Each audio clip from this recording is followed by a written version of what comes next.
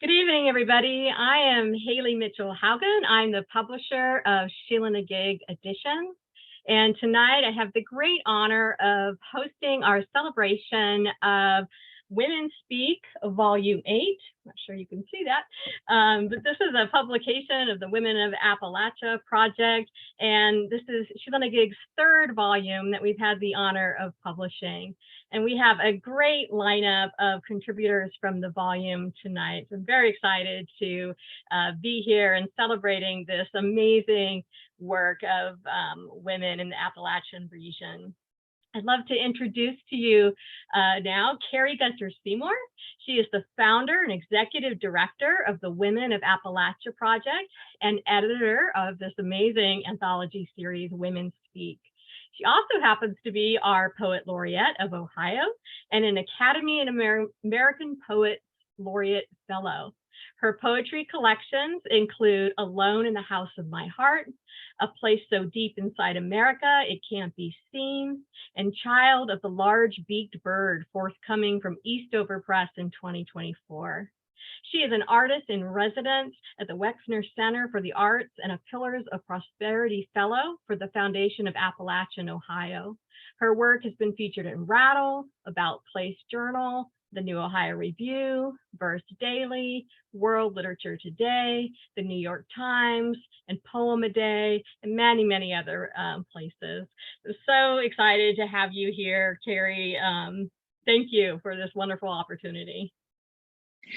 Well, Hayley, thank you. I mean, we would be up a creek without a boat, as they say, because Hayley is our publisher, and we're just so grateful for her, and helps us turn out these beautiful, beautiful books. And at the time, it gets a little crazy, but afterwards, we feel really good about working together and doing it all. And so we're so lucky to have her and to have a small press owned by a woman publishing our books. I'm just so grateful for that, Hayley, and thank you so much for the kind introduction and for serving as our hostess this evening.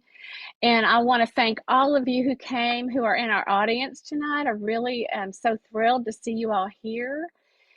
I want to thank all of the readers who are here this evening. They're going to share their work. I always am so grateful to them for hopping on this wild hayride with me and going off into the country. So I'm just so grateful for so many things. And when I'm asked to describe the Women of Appalachia Project, this is what I say. I say the mission of WOAP is to encourage, enrich, and empower Appalachian female artists and our communities through live and published presentations of spoken word and fine art. We are a Prindy Award winner, a Weatherford Award winner, state and municipal poet laureates, Pushcart Prize and Best of the Net awardees and nominees, authors of acclaimed books. And this is kind of a silly little fact, but it always astounds me. Our Facebook page has 47,000 friends from all over the world. Appalachian Women Rock.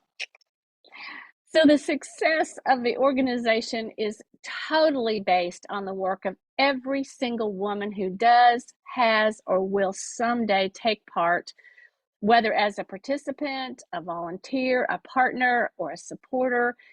We are a sisterhood working toward the same goal: to lift up Appalachia and showcase her in all her magnificent glory. We have no need for extreme acts or protest signs or marches. Our work speaks for itself.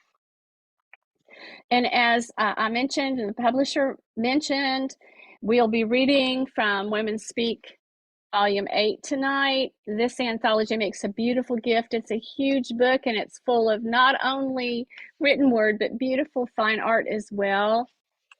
So it makes lovely gifts. So keep that in mind. And as the evening goes on, Hayley will be posting the link to purchase the book if you'd like to tonight. But it is Sheila-Na-Gig .com. Is that right, Hayley? Do you want to say it verbally for those who might watch later? Yes, it is Sheila-Na-Gig blog.com, but I will put a link to the online journal and our pages for purchasing at the end of the broadcast as well. It'll actually be on the page. You'll see it. Okay. Okay, wonderful. Thank you so much. So I don't want to take any more time. I want you all to hear these beautiful voices. So now I give you Women Speak. Hey, everybody. My name's Neema Avashia. I was born and raised in Cross Lanes, West Virginia. I live in Boston, Massachusetts now.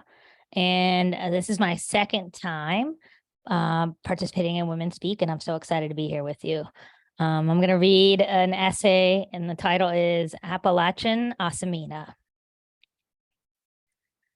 My first thought upon seeing the handful of pawpaws my father brought home one day in the early 1980s. This fruit is ugly. Maybe the ugliest of native West Virginia fruits I'd encountered so far. It possessed neither the mystical translucence of the gooseberry, nor the gleaming, jeweled exterior of a wineberry. Instead, it looked like some strange mix of potato and papaya, greenish brown with black spots. When Dad sliced it open, he revealed a creamy yellow interior pocked with large brown seeds. The grainy flesh possessed a sweet and mild flavor that fell somewhere between that of a banana and a mango. My second thought, so this is what we've been singing about in Mrs. Moore's music class, where my English language learner self parroted lines without understanding what they meant. Picking up pawpaws, put them in a basket. Picking up pawpaws, put them in a basket. Picking up pawpaws, put them in a basket. Way down yonder in the pawpaw patch. Sorry, not a good singer. The pawpaw is the only American member of the Asamina family, a custard apple pushed from the tropics into my mountain home by woolly mammoths and ground sloths 18,000 years ago. The Appalachian cousin of the sitafal that my father loved to eat growing up in India, and the guanabana that my Dominican middle school students love to put in their batidos. The mountain banana, as some folks call it, begins as a dark purple blossom on trees each spring across Appalachia and ripens in mid-September. But you won't find it in most chain grocery stores, only in local markets or family farms or growing wild in the woods or sold out of a truck on the side of a winding one-lane road. There was much my Indian family didn't understand about Appalachia when we moved there in the late 70s, from accents to music to foodways. Much we had to figure out in our attempts to find a home in a community where our brown skin, our Gujarati language, our Hinduism set us on the outside from the outset. Survival in the context of such isolation demanded that we learn to code switch and learn quickly. And we found many willing teachers. My dad's boss, Dr. Sexton, taught us the rules of Appalachian gardening. My adopted grandmother, Mrs. Bupp, taught us the rules of Appalachian food. Mr. Starcher, who lived down the street, taught us the rules of Appalachian neighboring. Each lesson, each interaction, unlocking another kernel of belonging. Knowledge of the pawpaw brought me closer to my classmates, closer to the community where I was born. A glimmer of insider status that showed me membership might indeed be possible. And when I got a mid-September FedEx box of pawpaws and gooseberries sent to me overnight a few years ago, straight from the hills of Kenna to the streets of Jamaica Plain, it reminded me that though I might have quit West Virginia in moving to Boston, West Virginia has not as yet quit me. Most fruits taken out of their tropical context would die in the deciduous biome. After all, have you ever seen a mango in the mountains? Custard apples in the tropics are fragile and tender, easily opened by bare hands when ripe. Still, the pawpaw survived in the New World. It thickened its skin to ward off bad weather, widened its leaves to absorb more sunlight, just as we thickened our skins to ward off slurs, and widened our friend circle to include not just Indian aunties and uncles, but also white West Virginians. But when work disappeared, my family left West Virginia, scattered to the Northeast and the Southwest in search of better economic climes, much the way my parents had when leaving India, much the way the woolly mammoth and the ground sloth had when they made their journey northwards during the Ice Age. Leaving was not optional. Leaving was survival. A fellow displaced West Virginian who lives an hour from me sprouted a pawpaw tree from seed a few years ago, planted it in the ground in his New England backyard. Each spring, we wait to see if it will flower and bear fruit, if the pawpaw can find a way to evolve once again. Thank you.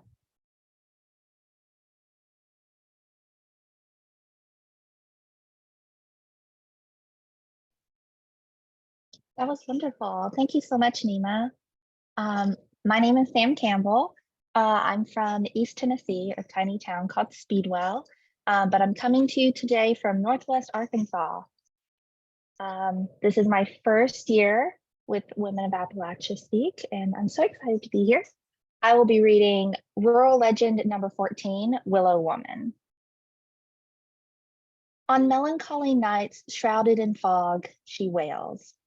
A poor peasant girl turned weeping willow, combing riverbank corpses among the cattails, and, failing, her sorrow she'll bellow. A poor peasant girl turned weeping willow, she sought love from the hearts of males, and, failing, her sorrow she'll bellow, growing, ballooning amongst her entrails. She sought love from the hearts of males. He gave instead a baby, soon to show, growing, ballooning amongst her entrails. Future so bleak, the child's life she'd forego. He gave instead a baby, soon to show. Once born, the babe cries, hiccups, flails. Future so bleak, the child's life she'd forego. Plunged deep, stolen screams, life stales.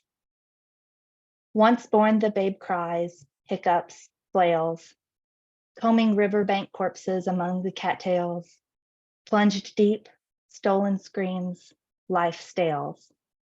On melancholy nights shrouded in fog, she wails. Thank you.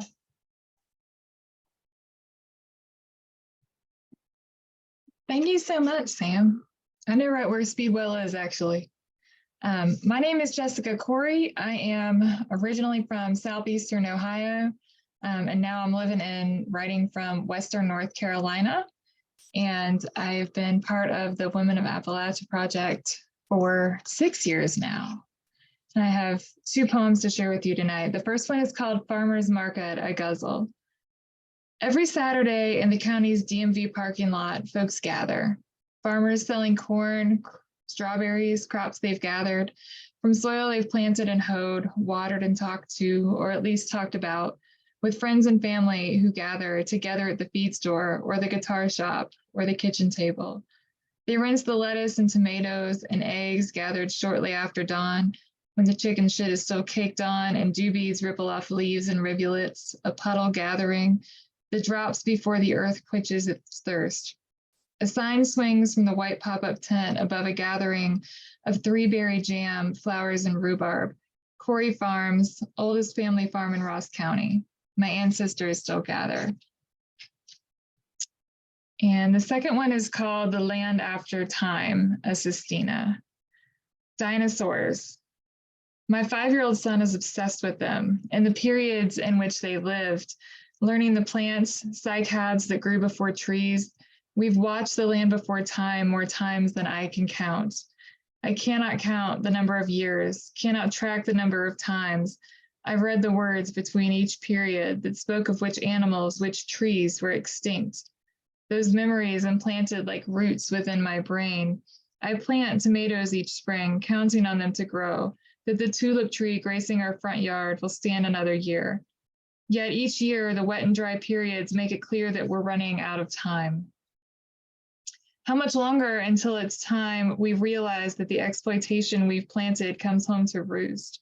What happens when our period is over? Yes, we will become extinct. We can count on that fact. Maybe not this year or next year, but I've seen life after people, and the trees will grow rich in our absence. Maple and live oak trees will gather rings as I have firewood, marking their time, lining the cambium year after glorious year, undoing the damage humanity wrought, replanting themselves, too many to count, but there is no one to count them anyway. There may be periods of ice, periods of fire, periods of drought and rain, but like all periods, they end. They are portals to what comes next. Trees will grow and die and fall and evolve. This can be counted on. But what is counting but a form of time? Human time is futile. We will be supplanted, maybe even by new dinosaurs in the coming years. I cannot count the periods I've had over the years, but may the tree roots use my blood to mend the soil, to plant new beginnings, countless possibilities in their remaining time. Thank you.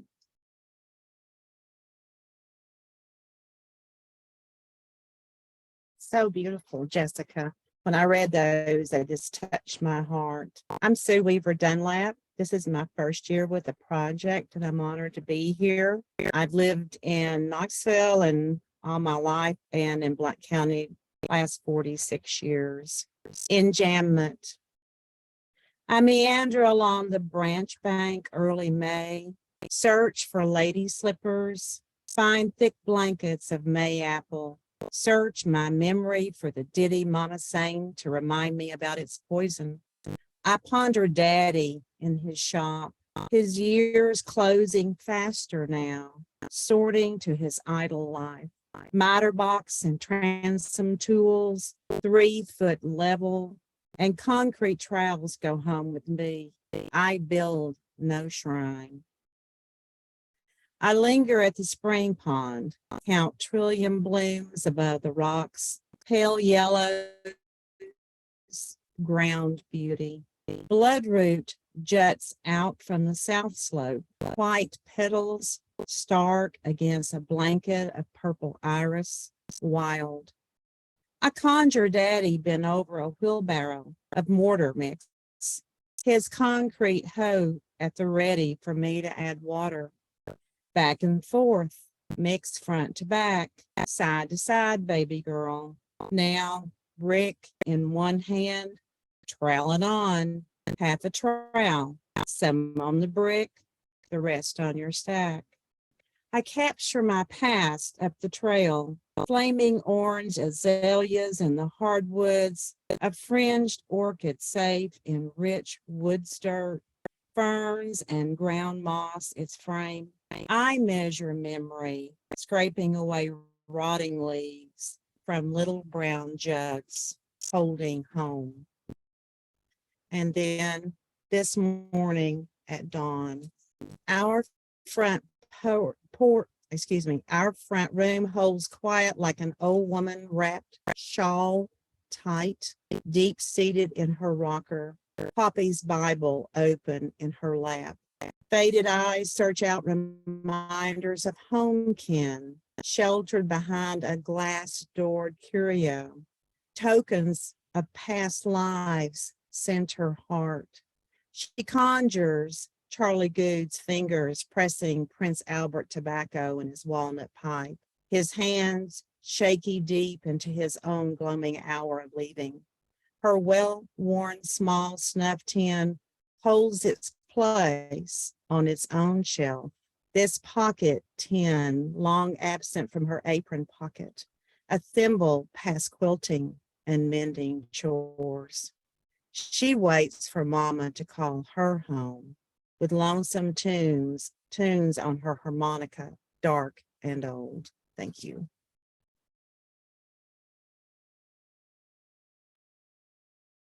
Thanks, Sue. That was beautiful. I'm honored to be here among all of you. My name is Shei Sanchez, here hollering from Athens, Ohio. Been here for about almost over 10 years now. Oh, almost 10 years. And this is my second year with Women of Appalachia Project. I'm gonna be reading 2 poems. Interrogations on red. How deep does the red of your fire go? In syncopated madness, swooning from ember to ephemeral ember. How hot is the heat of your heart? Do you burnish the fire pink petals of a catchfly? Cup the ruby throat of a hummingbird breaking his solitude in the thrust of spring? Does your flame grow on time's wick, reach the belly of the sun, down into the canthus of the eye of Ra, whose early morning light awakens every dawn? I burn to know if the crimson of Trifolium incarnatum sleeps inside the clover's inflorescence, flirts with bees till noon's yawn. Does your voice whisper like the velvet petal of a pawpaw tree's flower, or soothe like clay in a sculptor's hands? Can you taste death's pigment that lingers on the bitter side of your tongue? Carry life within the marrow of man's kind. To me, you are more than just a color living at the long end of light, more than a scatter of clouds at the close of day. To the bullfighter, you are a vehicle and ferment to her bull. To the Renaissance painter, a lover for his blue to conjure violet. To the blood moon, a cloak of fire cradling her totality. And the second poem is Letter for Home. You smelled of mid-autumn dew, a burnt ochre swirled in the wet mouth of morning. The aging Acer ached toward you, almost prostrate, as you danced against the waning light of rose, peach, apricot. I listened to your waltz as my skin puckered beneath the thin layers of fabric, a raiment jeweled with heat, the Mekong, buds of a lila wadi, metal and exhaust wafted from my pores, the syncopated streets of Bangkok still baked into my bones. You welcomed me anyway, to a new home, unhurried with each dawn and dusk, each frost and flower that followed. Even as I stumbled upon you, stepped over every family of burdock, moss, cinnamon fern growing on you, each footprint on your body, an imprint on mine. Even when illness felled my own body, you nurtured that part of me that surrendered, breathed fire into it, let it burn until I stood alive again. 8 years close to the day you took me in, I still smell your dew. I still smell you dancing. I still hear you dancing, the maple rooting me to your song. Thanks. Thanks, Shei. That was so beautiful. I'm Jayne Ann Fuller, and I am from the Hocking Hills, which are in southeastern Ohio. And I was in the first volume that Kari published. And I just want to thank her for choosing these poems. And I'm really honored to be here tonight. I'm going to read 2 sonnets. The first one is called Jayne. She's 88 and doesn't care if she lives or dies. My mother, who says so while we visit Rita, who wants to know why she hasn't seen the baby. So I hold his picture to her nose. Get down, Izzy, says Rita's daughter, and the mini doodle nips her knuckle as she swats the mud away. Would you like some sweet tea? Of course my mother doesn't care. Her husband of 68 years, already dead, I know. I held his scrotum like I'd hold a sack of sapphires when I helped him bathe, changed his depends. I've always hated the smell of lilacs, especially after rain. Once I put her day pills in the night slots and the LASIK made her go all night. 3 times since May, she's lost her credit card, stuck to the bottom of a cookie box, or gone between cushions where her cats refuse to budge. I've tried to keep her company with red geraniums, the paper's crossword on her lap by noon each day. What else could she need? She still has her cyclone mind, her heart's jar of bees. The second poem is called The Last Year. Every day of your life was a new life. The crab tree's hard fruit, the does, cuspids, her greedy fawns. No mystery without yearning. Why I'd scoot you to the window where a moon's humpback breached, birds percussed on air, din of triangle, 2-beat snare, maracas perched in trees whose twigs scraped kabasa, birds of your kingdom, grosbeaks, chickadees, never sated sparrows, shrouded in mystery, mystery vanished. In the womb, you said, we heard the beating heart. Today, I hear rain sticks, a crimson pear. Thank you.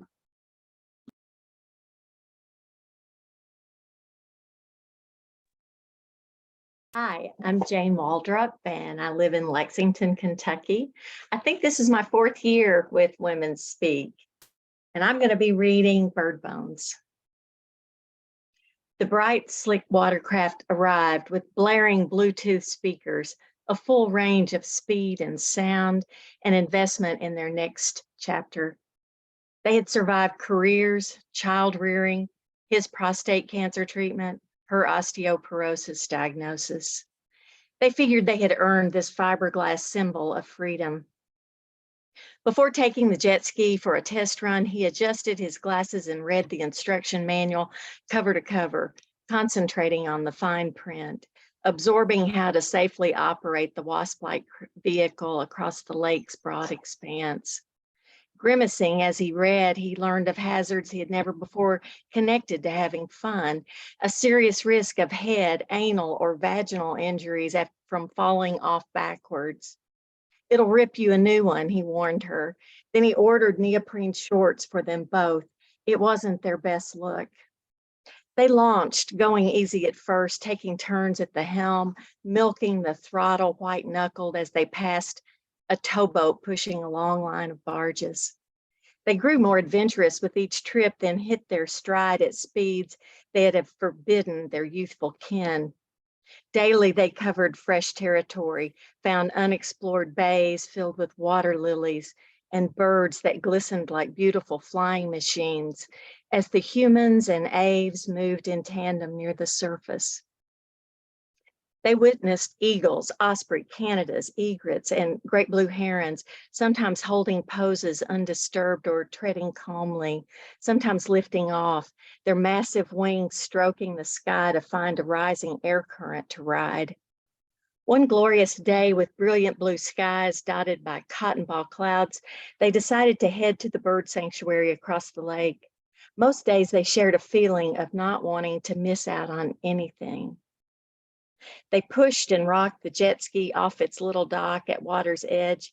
The engine started on the first try. He drove. She settled herself onto the elongated passenger seat. Along the way, he swerved to dodge logs and shallow, muddy patches. He thought his vision seemed sharper with the new blue blocker aviators he had bought online.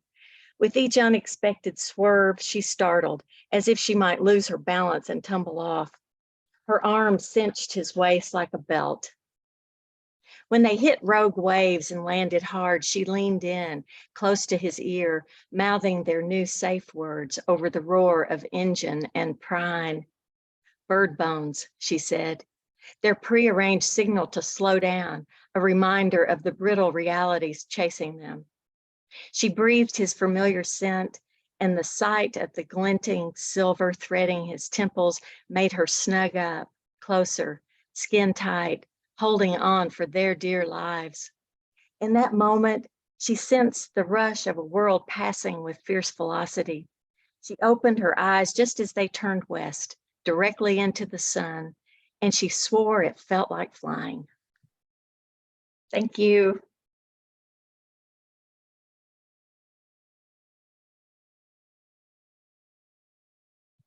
Hello, I'm so glad to be here with all of you. This is my first time with the project. I am Connie Green, and I live in Eastern Tennessee on a farm where I have been since 1963. So I've been here quite a while. I'm going to read 2 poems tonight. The first one is The Question of the Unknowable. Sitting beside you tonight, as the horizon, that sweet spot where earth and sky embrace, vanishes from sight, and stars pop out one by one, unknown sparks falling into place to form the familiar constellations, Mars lingering in the arms of the poplar. I think back on what brought us here. The years of struggle, too little money and too many bills, how morning came with its many tasks, evening with its blessings, how we had no time to ponder the unknowable, consumed as we were by children, jobs, the farm with its urgent, unquenchable demands, how time rolled us to this moment. Time, that disrespecter of wants and emotions, Days vanished like dry leaves in November wind, like chalk marks in April rain, like a child's innocence. The two of us nearing the end of the knowable, filled yet by the wonder of all that is mysterious.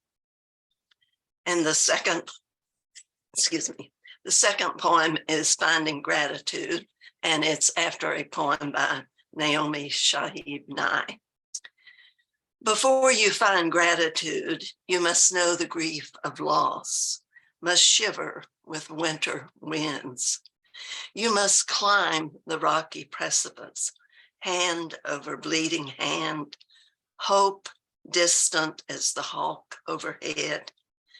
Before you feel sunshine, you must shoulder through the dark fir forest, the sweet smell of soft needles unfathomable to your senses. You must be the starving child with flies on his eyes and know with certainty this is you too. No one breath fills all the world. Before you find the sea of gratitude, you must cross the desert of too much, bordered by the hutments of too little. You must enter the heart of the prodigal through the sweat of the faithful brother. You must lie down with pain, clothe yourself in its rough fabric, and think this is the feel of the future. You must gaze over the plains to where the first glimmer of daylight opens the door through which gratitude glides. You and gratitude recognizing one another the way a mother picks out her child from the crowd of faces packing the street. Thank you.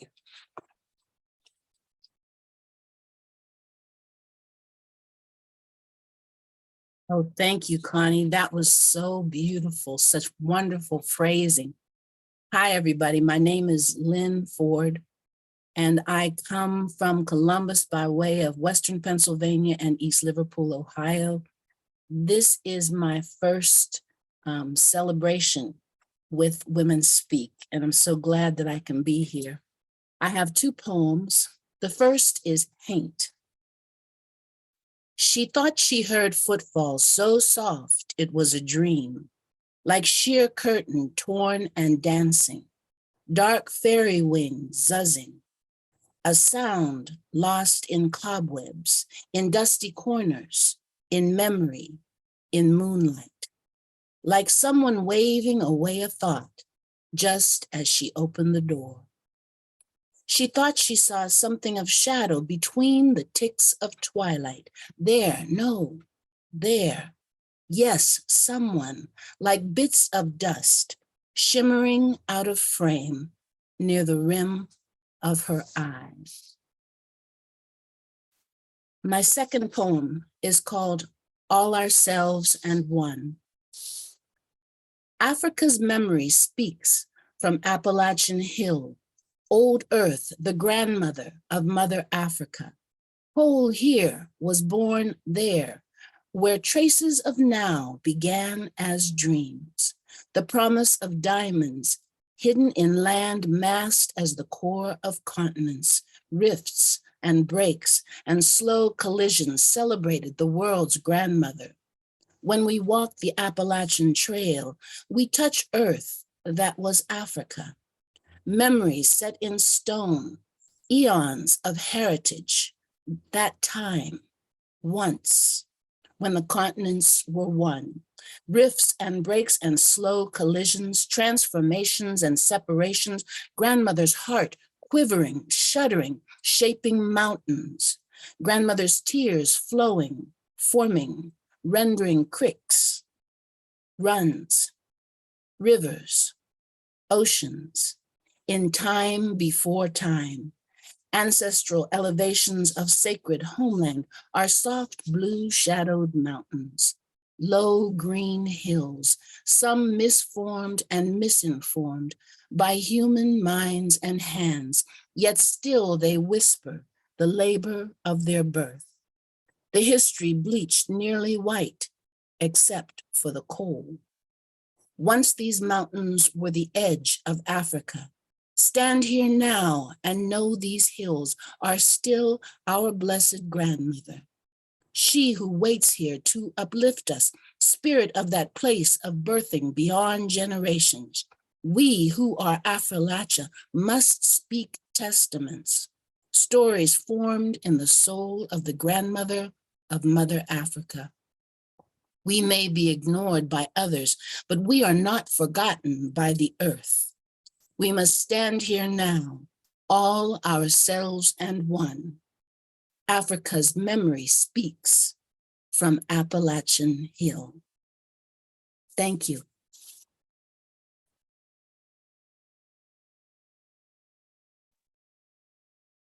Hi, I'm Leatha Kendrick, and I am so grateful to be able to follow Lynn's amazing poem. I absolutely love that poem.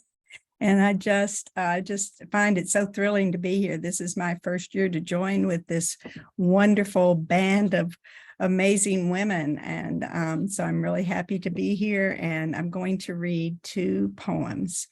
The first one is called All This Life Later. Fall stepped among the crickets singing. Its cool and slender toes weighted flower stems that October. My newborn daughter's head rode against my shoulder, heavy as a moon, luminous. How could I believe I could decide on love when its flood coursed through my resistance like light, like death plowing toward me? All this life later, death plows me still. Still, I half refuse the light. My daughter, a moon risen, turned away toward her own daughter's running form.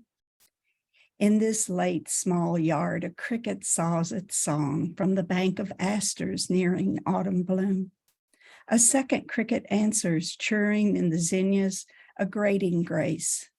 Love is always a decision, and everything depends on the tiring hand that cups a heavy head, on the deliberate softening of the clenched jaw. Soon I will be a stone given back to ground, dust taken up by air. Though bits of me swirl deep in my daughter's daughter leaping forward, all I have is this: storms and hatred, fire and melting poles, this weight of love to cradle, to choose against the will that would set it all down. And then this poem, the title just goes right on into the poem, so I'll just keep reading. I packed my hinty-jinty, my wondrous foolish livery box, and set out on a journey. Part star-nosed mole, part fox, part galaxy I was, and something else I hadn't got to yet. Yes, white-haired as I was, I hadn't found the rest of me, and thus the road, the goofy case that held no suits except diamonds and clubs, and a pure suit of heartfelt acts, and some spades to plant some bulbs for blooming in another year. And yes, maybe a swimsuit found its way among the underwear and socks, and Mount Bet toothbrush tucked in there. I set out at a walk. The day was hot. The finches sang. Crows honked and squawked like taxis in the air. Just another day, and me, for once, in no hurry. Thanks.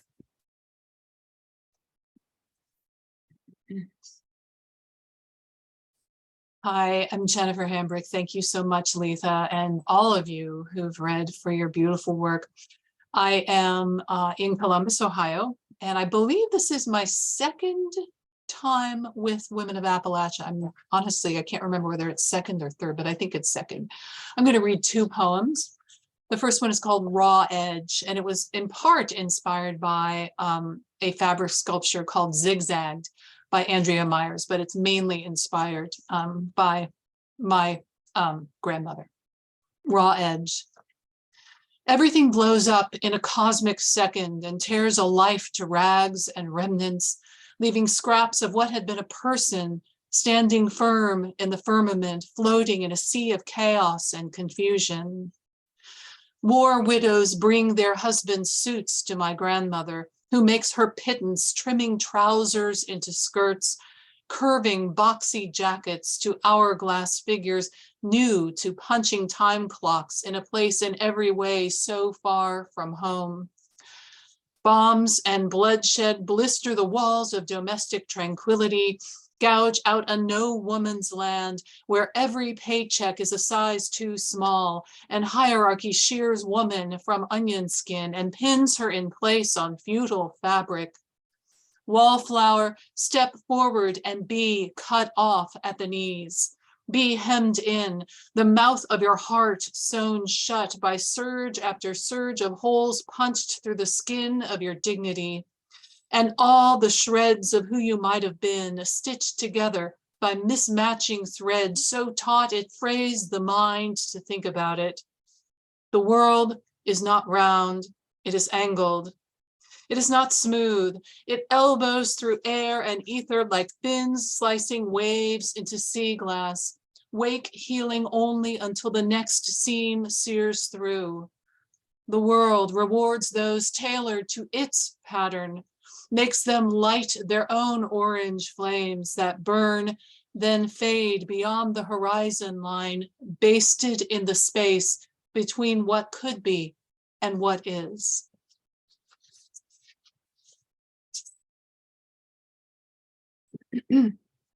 My second poem is called Refashioned, and it was inspired in part by a dress that I saw in an exhibition by an unknown maker and remade around 1840 by Mary Slade Stevenson. Refashioned. When she's 15, she walks down the aisle, floorboards creaking as her Oxford bow pumps carry her past pews packed with townsfolk sizing up her propriety. The air hangs heavy with truth. She is laced and cottoned, wildflowers flocked into the muslin that cinches her waist to a prim vanishing point. The dress is heaven-hued before it fades nearly white from wear to church and cotillions, where whispers of dowry slip around the sidelines. A few pennies each month, saved for 2 years, buys the fabric.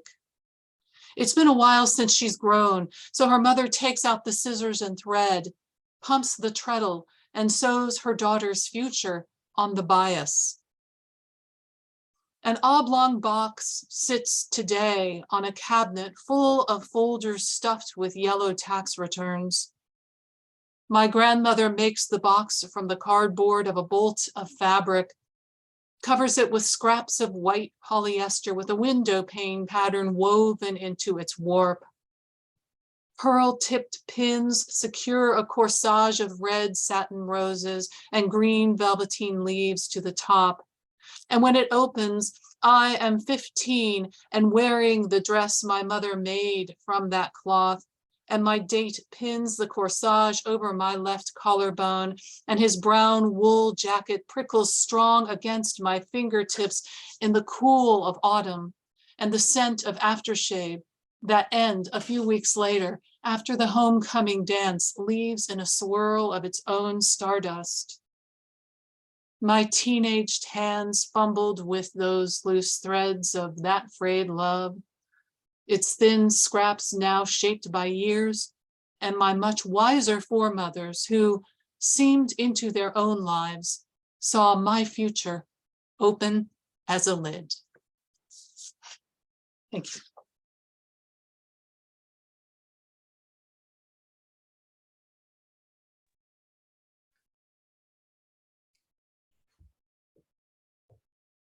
Hello?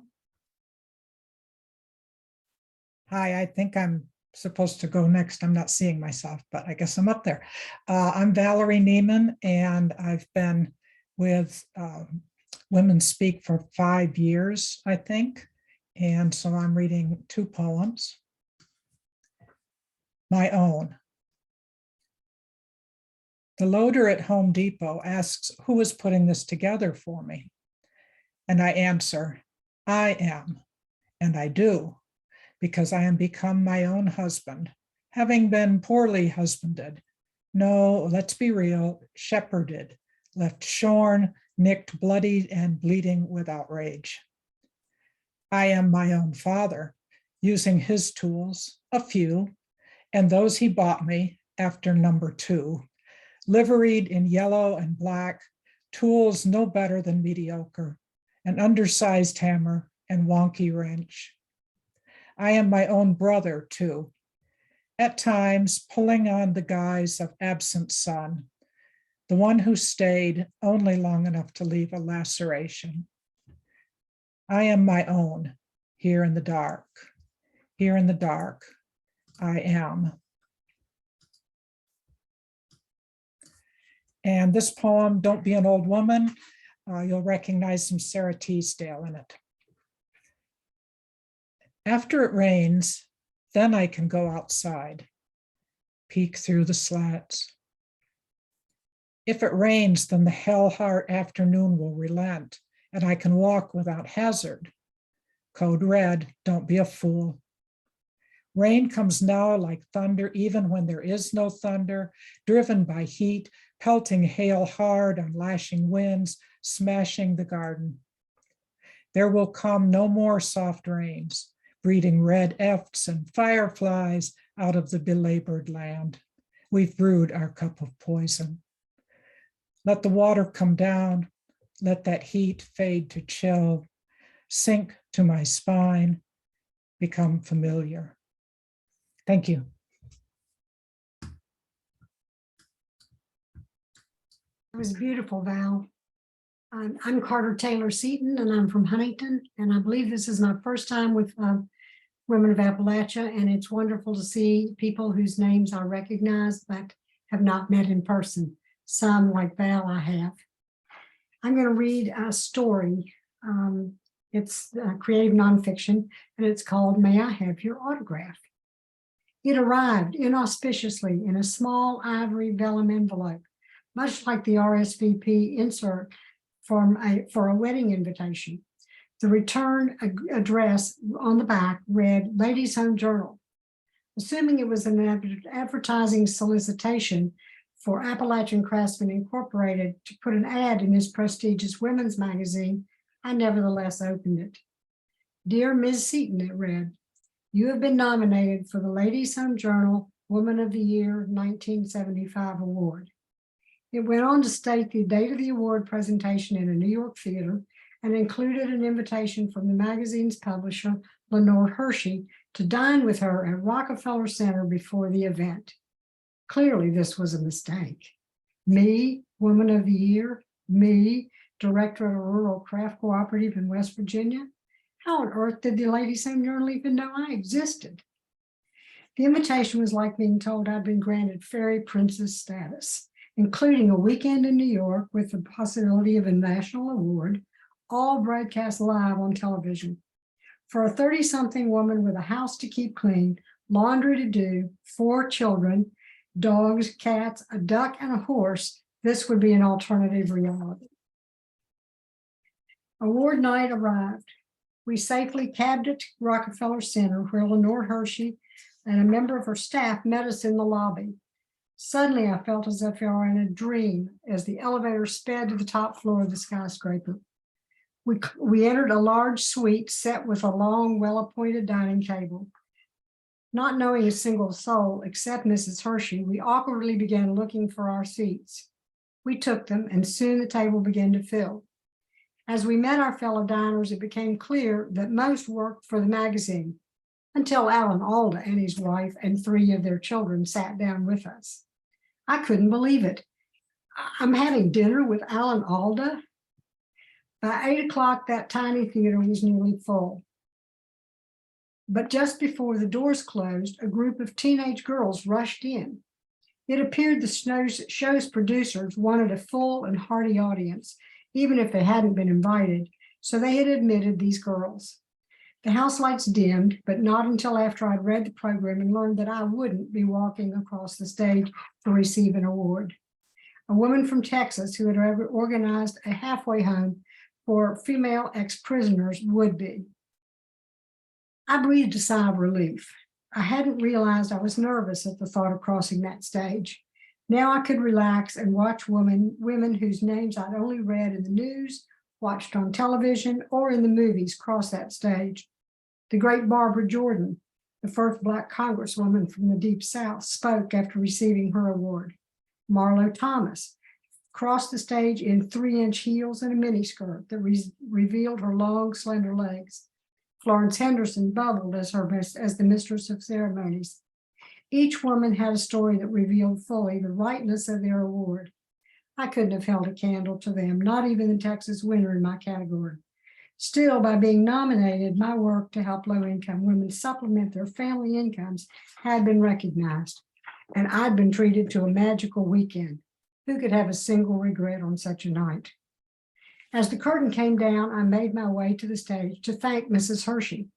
The audience was leaving, the curtain had been raised to break down the sets, and several of the famous winners were on stage, including Marlo Thomas and Florence Henderson. As I talked with Mrs. Hershey, I could hear that several of the young girls who had arrived late were also on stage seeking autographs from the actresses. As I turned to leave, they approached me as well. One girl asked, "May I have your autograph, please?" I hesitated briefly, then took the pad and pen. "Certainly," I said, as I wrote, "My best, Carter Seaton." They squealed and went to look for others to add to their collection. I walked back up the aisle toward my husband with a huge grin on my face. In the future, as they show that autograph book to their daughters, I said, they're going to wonder who in the hell is Carter Seaton. I had given my first and only autograph, but it was enough. The fairy tale ended. Life with 4 kids, a house and laundry awaited. But as they say, I'll always have New York and that autograph seeker.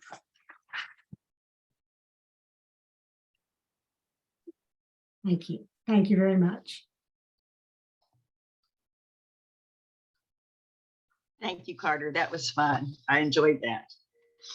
I'm Sherrell Wigal, in Parkersburg, West Virginia native, and I've been with Women of Appalachia Speak since 2016. Porch pinings. I would like to hear my father whistling on Sunday afternoons as he putters with wrenches, grease guns, ball peen hammers. I would like to hear the rev of a 57 Chevy, talk of blast pack mufflers, that sudden top pop of a long neck strohs. I would like to hear summer whippoorwill, that one who calls on full moon nights up the steel hollow of my youth. I would like to hear someone in the kitchen, clank of pots, clink of dishes, a voice calling me to supper. And then I would like to share a haiku. 2 days past the full moon, I have been saying goodbye since my arrival. Thank you.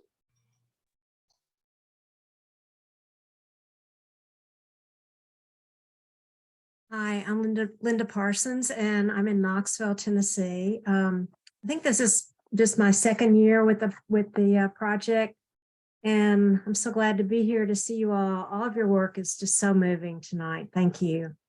I have 2 poems. Airing it out.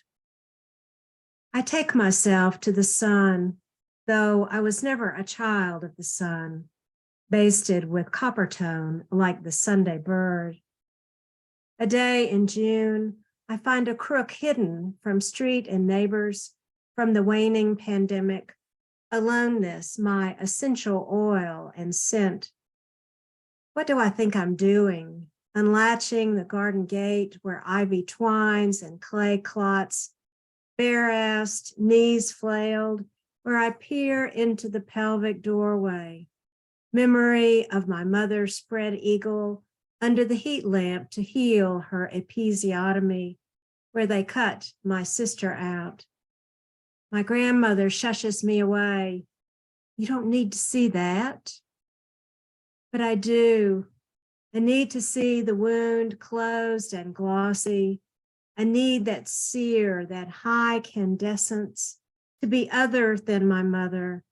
Regret clamped inside her walls until they mildewed for lack of light. I need to be done, scars and all, on a pallet in my own backyard, open as linen on the line. The corona radiates its 1,000,000 degrees. Solar flares burn distances I cannot fathom. After the long virus winter, how can I be anything but sun-warm skin and bone, down to my brightening folds, down to the naked earth? Killing the bed. I'm putting you out of your misery. White whale of a bed devouring the room. Killing you not softly, but whole hog, a king, no longer ruling with any sort of scepter or decree, lording my peasant heart. I wrestle you down the hall without homage or allegiance on bent knee, our marriage threadbare and frayed, until night by night, no biddy light seeped through, until you were biting off the whole of me, at first unsuspecting, though how could I see the pieces going, my eyes low and fealty, my belief in on and on, clouding any contention. I air you out in the shock of sun, drag you to the gate, to the truck's great maw, you contraption of metal and sunken springs. I've fallen head over heels with your replacement, double bed of carved oak pineapples, an angel at each poster to bear my soul away. I sweep my feet across memory's foam, snowy field of wildest dreams, never nearing the edge, never bumping up against any sort of darkness, any rude day. Thank you.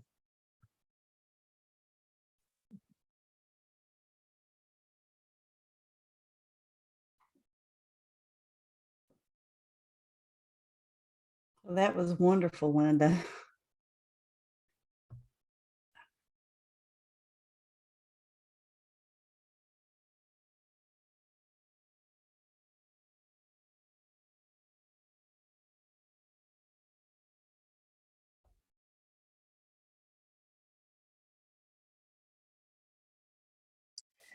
Rita, you're good to go. You may not be able to see yourself, but Oh, okay. we can see you. I We can wasn't see sure. you. It was telling me that my internet connection was unstable, so I wasn't sure if I was coming through. Sorry.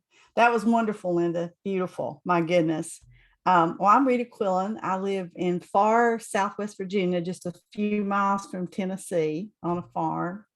This is my first year with the Women of Appalachia Project, and I'm honored to be here. What an amazing, talented group of angel women you are. My goodness. I'm going to share 2 poems. They were both in my last book called Some Notes You Hold. I always have a prayer in my book, so here's a prayer. Prayer for birds and sunrise. Thank you for the porch facing east, where I watch each morning God's hot palm rise above the mountain's soft sides, fingers spread wide against a gray-pink canvas, tender light building a silk screen to catch soft drops of worry, sorrow, or regret blown across my hot cup's surface. May I hear forever the birds above, ones, twos, and triplets of feathered music, floating and darting the currents, their notes an art song of holy noise from ancient studios of creation, before love was a word, or grief, before time became a ghost breaking glass in the rooms upstairs. Let the fingered dawn launch the raptor to carry my heart to deepest secrets of trees, my feet to the wild creek, my hands together and head up, walking straight and strong, to fox den, bee tree, deer bed, places where I wait for the truest rejoicing. And something everybody can relate to, probably, a poem called Writer's Block. I am not writing today. yet an exquisite red fox dug for mice in the sawdust. Pear blossoms opened fat silk arms, caught the moon's overflow pouring itself out, silver tea into the ridge's cup. I am not writing now, while the world masquerades, sings a spring serenade. Wind whistles through leaf litter ankle deep. Trees wake and tremble with birded limbs, leaf buds lifting like prayers. I am not writing these days, yet above me starlings ricochet, black boomerangs in cloud banks. A squirrel prays for hours atop a cedar fence post, vicar of the vines, and absolves me for it all. I am not writing today. Thank you all so much.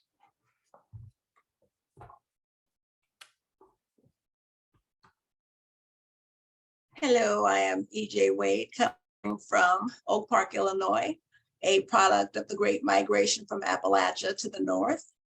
And I am going to be reading two pieces of poetry that links me to the ancestry of women and this sisterhood that we share here tonight. I am so grateful and so honored to be a part of this. The first poem is called Lineage. I watched her fingers crooked with age, part her hair from years of practice, intertwining the strands like sisal over and over again, plaiting a braid that like an anchor rests at the base of her neck. Black as the coal that took my grandfather to an early grave, her hair is proof, reminder that the roots of our lineage lay in the strands of the DNA of generations long erased from his story and hers. Stroking her hair with my nimble fingers, I place a kiss ever so gently atop her head in tribute of our unbreakable bond. Resting my face in the crick of her neck, I pay homage and knowing that not even death can separate us. And the last one is a favorite. It's about my mother, and it's called Mama Makes Music. Mama makes music. Every time she beats air into whites of eggs, whisking faster than the speed of light, mountains and peaks rise high and voluptuous, crowning glorious meringue, toasted and brown, singing praise and glory. Mama makes music. Every time she scrubs the collars and cuffs of daddy's work shirt and tattered pants, rub-a-dub against the galvanized washboard handed down from her mother, then to her. Mama makes music. Every time she wipes away my hurt and pain with the gentle patting of her hand against my back and the tapping of her feet. Anchored in the hollowed spirituals of captivity and struggle, my mama makes music. Thank you.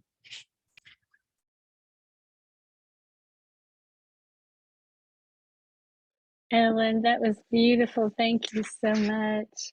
I just have two very short poems for you tonight. The first is Mysterious Ways. 9 weeks, no monthlies.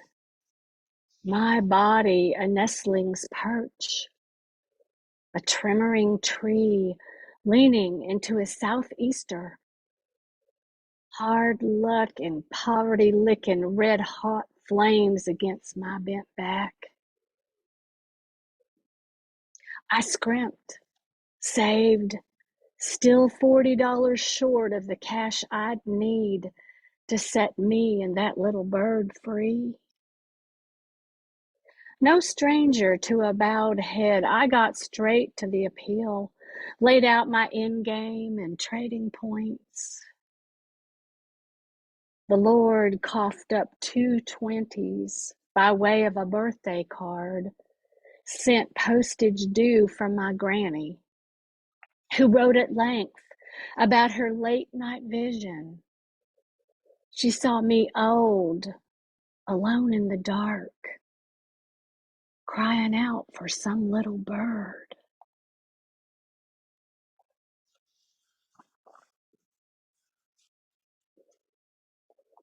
Land lessons. She's lived here all her life. A gift to know this land, its seasons, tastes, smells, mindful of its wants. Even knowing every acre was once taken by violence. We all have mortifications, history's footprints threaded among the trees. From the porch, sunset paints the surface of the pond, pregnant with twigs and twitchy insects. A Gaia of breeze strums shuffled reeds. She's had a good cry, one that could have left a lesser woman sharp-cornered. Later, she will wash the dishes, her face splashed and wakened. Remind herself how the heat of the evening warms the bones. She was alone when she entered this world. She'll be alone when she leaves it. Her life unremarkable as the housefly balanced on her dinner plate, rubbing its bristly, bowed legs together.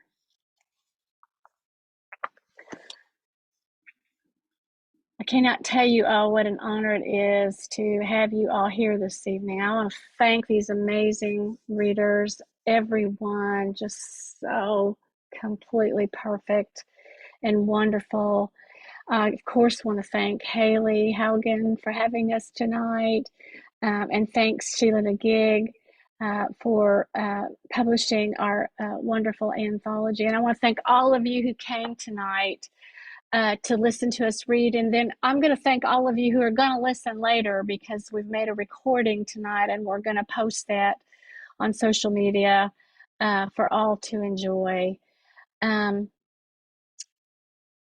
Again, I just want to say what an honor it is to do this project, and it's such a wonderful labor of love for me and to give back. So thank you all so much. I know that we're going to end the recording, but if those involved would like to stay for a few minutes after and say a few words to each other, that's fine. But for the sake of our recording, I'm going to say good evening. And Hayley, if you had any parting words. Hi, everybody. Yes, I just wanted to say thank you again to Kari, and thank you all for being here. When I'm laying out the book in the publishing mode and in proofreader mode, that's a different side of the brain. And, you know, it's a different side that doesn't savor and enjoy the work. It's just, you know, get it on the page, get it right. And then these readings just remind me how, you know, beautiful and amazing the work is. And I'm just so honored to be a part of it. So thank you for coming. I hope you'll visit us at Sheila-Na-Gig-blog.com. And I will say next week we'll be hosting a reading by Jayne. She is a poet in San Diego. And her book, all the Russian girls, all the girls have Russian accents, something like that. She'll be reading from there, but we'll also have some open mic readers from Sheila-Na-Gig Online's winter issue too. So I hope you join us next week at 7 p.m. And if you see me on Facebook, you'll see the links for that. And don't worry, Kari, I'll cut all this from the recording, so it's extra stuff. So don't worry about that. So thank you all for being here.